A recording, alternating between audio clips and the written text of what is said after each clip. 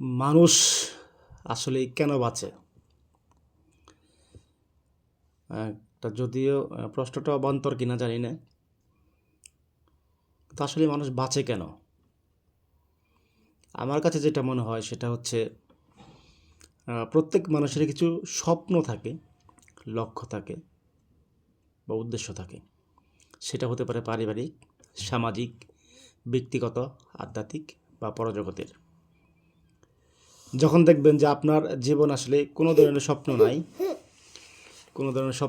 কোনো ধরনের উদ্দেশ্য নাই, লক্ষ্য নাই, আপনি দেখবেন যে একবারে অবচেতন হয়ে গেছেন। আসলে বাঁচার ইচ্ছাটা আসলে মরে গেছে আপনার মধ্যে।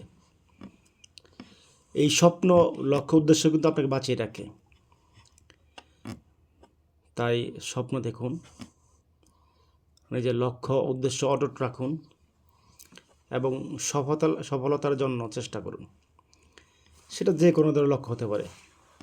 অর্থাৎ একজন মানুষের জীবনে পারিবারিক থেকে শুরু করে পারিবারিক, ব্যক্তিগত, সামাজিক এবং আধ্যাত্মিক হতে পারে বা পরজগতের লক্ষ্য হতে পারে।